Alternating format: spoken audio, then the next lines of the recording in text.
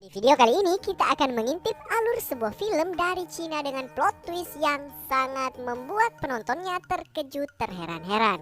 Film ini berjudul Deception of the Novelist yang dirilis tahun 2019. Mengisahkan tentang pasangan suami istri yang terlibat tragedi kematian seorang wanita secara misterius di apartemennya. Hal itu pun membuat keduanya menjadi tersangka. Tapi mereka berusaha mengelak dan bahkan saling tuduh-menuduh satu sama lain.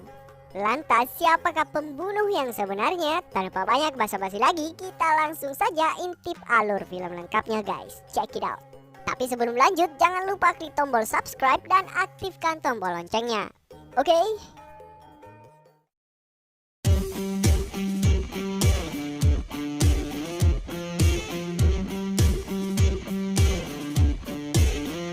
Film dibuka dengan seorang pria bernama Jai yang merupakan seorang penulis novel. Karyanya sangat digemari banyak orang karena berisi kisah cintanya yang sangat-sangat romantis bersama sang istri. Mereka pun dianggap sebagai pasangan yang sempurna dan menjadi inspirasi pasangan-pasangan muda. Akan tetapi hubungan mereka sebenarnya tidak seromantis yang Jai tulis pada novelnya. Istrinya bernama Kiki terkadang membuat Jai sangat kesal karena sifatnya yang pemalas dan tukang suruh-suruh. Bahkan untuk urusan pekerjaan rumah dan menjemput anak, Jai lah yang harus mengerjakannya. Tentu Jai hanya bisa memendam kekesalannya itu karena tak ingin cekcok dengan sang istri. Ia hanya bisa sabar dan pasrah demi menjaga citra hubungan mereka yang sempurna di mata para penggemarnya. Lanjut, selain pekerjaannya sebagai penulis, Jai juga mempunyai bisnis apartemen yang ia warisi dari orang tuanya. Kebetulan Jai juga tinggal di apartemen tersebut.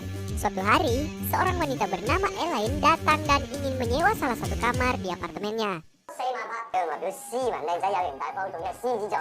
Setelah melihat-lihat, Elaine pergi dan tak sengaja meninggalkan tas belanjanya yang berisi pakaian dalam. Jai pun membawa barang itu pulang dan mulai berfantasi liar tentang Elaine. Tiba-tiba Elaine menelpon Jai dan meminta diskon biaya sewa apartemennya. Karena baik hati, Jai pun sepakat dan meminta Elaine untuk segera menandatangani kontrak. Singkat cerita, Elaine akhirnya tinggal di apartemen tersebut dan menjadi obat cuci mata untuk Jai. Suatu malam, Elaine mentransfer pembayaran yang hanya setengah dari harga sewa. Elaine beralasan kalau isi rekeningnya tidak cukup. Lantas ia meminta Jai datang ke kamarnya untuk mengambil langsung sisanya secara tunai. Demi serabi lempit, maksudnya demi uang sewa, Jai pun bergegas ke kamar Elaine dan berbohong pada istrinya. Di sana ia disambut oleh Elaine yang sudah dalam mode siap tempur. Dengan sangat manja, Elaine beralasan tidak sanggup membayar sisa uangnya. Ia lantas menawarkan untuk membagi biaya sewa berdua bersama Jai. Dengan begitu, Jai bisa kapan saja datang menginap di dalam kamarnya. Awalnya Jai merasa ragu-ragu, tapi rayuan manja Elaine membuat Jai jadi panas dingin. Akhirnya ia tak sanggup lagi menahan gejolak di dalam celananya dan terjadilah adegan mantap-mantap.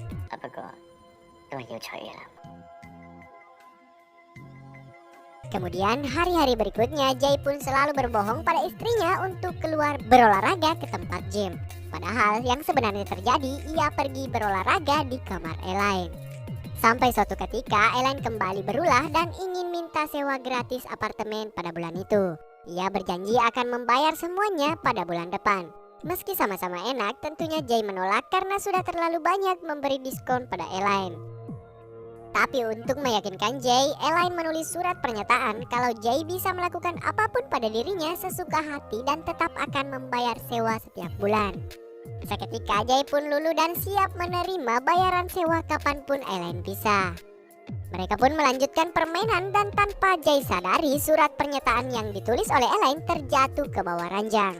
Lanjut, Kiki mulai merasa curiga kepada kelakuan Jai yang sering pulang terlambat.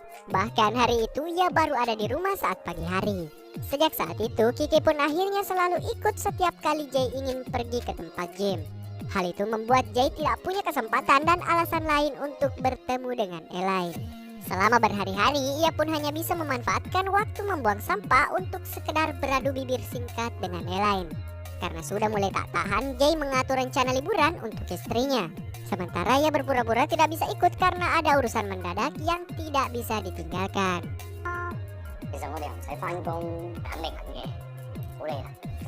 Singkat cerita, setelah Kiki pergi, Jay pun akhirnya punya kesempatan untuk bisa bermantap-mantap dengan Elaine. Lanjut, setelah istrinya pulang, Jay ternyata belum merasa puas dan menghubungi Elaine untuk bermantap-mantap. Tapi kali ini Elaine mulai berani memasang tarif setiap Jay ingin mencuci kerisnya. Tentunya Jay menolak keras dan mengalihkan rudanya pada sang istri. Tapi saat ingin bermantap-mantap, Kiki menolak karena mereka kehabisan karet pengaman. Jay pun langsung pergi untuk mengalihkan kekesalannya di tempat gym. Singkat cerita, pada suatu hari Jay panik karena Elaine membawa pergi anaknya tanpa sepengetahuannya. Ia pun bergegas mencari Elaine untuk memastikan anaknya baik-baik saja. Untungnya Jay tepat waktu dan menemukan mereka di sebuah taman. Kali ini Elaine merayu Jay dan ingin meminjam uang yang jumlahnya tidak sedikit. Jay pun hanya bisa pasrah karena Elaine mengancam akan membeberkan hubungan terlarang mereka. Kelakuan Elaine tak berhenti sampai di situ. Elaine semakin memeras Jay dan meminta uang yang lebih besar dari sebelumnya. Bahkan ia mengancam akan menyebarkan video mantap-mantap mereka apabila Jay tidak menuruti kemauannya. Elaine juga mengingatkan kalau ia tiba-tiba mati, maka video itu akan otomatis terupload di internet. Jay yang merasa kebingungan lantas meminta nasihat pada teman-temannya yang seorang pengacara. Mereka menyarankan agar menghilangkan nyawa Elaine. Tapi tentunya mereka juga mengingatkan bahwa akan sangat sulit untuk lepas dari jeratan kasus pembunuhan. Akan tetapi, Jay tidak menanggapi serius saran dari teman-temannya. Singkat cerita, suatu malam Elaine tiba-tiba ditemukan tewas mengenaskan di jalanan. Polisi yang datang menyelidiki lantas menduga bahwa Elaine jatuh dari lantai atas apartemennya. Polisi pun datang memeriksa apartemen Elaine dan meminta Jay datang ke kantor polisi untuk diinterogasi. Awalnya Jay berkata kalau hubungannya dengan Elaine hanya sebatas penyewa dan pemilik apartemen. Akan tetapi ia tidak bisa mengelak setelah polisi menunjukkan surat pernyataan yang ditulis Elaine waktu itu. Dan rekaman CCTV berisi tingkah laku keduanya yang sangat-sangat mencurigakan. Jay pun mengakui bahwa Elaine adalah wanita simpanannya. Tapi Jay berbohong kalau Elaine pernah mengancam bunuh diri jika ia tidak bercerai dengan istrinya. Lantas Jay kembali tidak bisa mengelak setelah polisi mengungkapkan fakta kalau terdapat bukti perlawanan di TKP dan mayat Elaine. Hal itu berarti Elaine mati bukan karena bunuh diri. Akhirnya Jay kehabisan alasan dan mengaku bahwa ialah yang telah membunuh Elaine karena kesal terus-menerus diperas. Seharusnya kasus ini sudah selesai dengan pengakuan Jay. Tapi seorang detektif psikologi pembunuhan bernama Myujun melihat keanehan video interogasi Jay. Dari gerak-geriknya, Myujun menganggap Jay telah berbohong. Meski Jay telah mengaku, tapi tak ada bukti nyata kalau ialah yang mendorong Elaine. Penyelidikan lanjutan pun dilakukan di apartemen Jay. Polisi menemukan buku diari istrinya yang berisi curahan kemarahan atas perselingkuhan Jay dan rencananya balas dendam pada Elaine. Polisi lalu membawa Kiki ke kantor untuk diinterogasi. Myujin lalu menunjukkan buku diari dan serat baju milik Kiki yang ditemukan di TKP. Myujin juga menambahkan bahwa Jay tidak ada di TKP saat kejadian berlangsung. Semua bukti dan fakta tersebut mengarah pada Kiki. Bahkan setelah diselidiki, ternyata Kiki mempunyai riwayat penyakit mental dan sering lepas kontrol. Myujin pun menyimpulkan bahwa Kiki lah yang telah membunuh Elaine karena menggila setelah ia tahu perselingkuhan suaminya. Tapi Kiki menolak semua tuduhan tersebut dan menganggap dirinya telah dijebak. Polisi pun kebingungan dan memilih membebaskan keduanya. Tapi tentu saja tetap dalam pengawasan.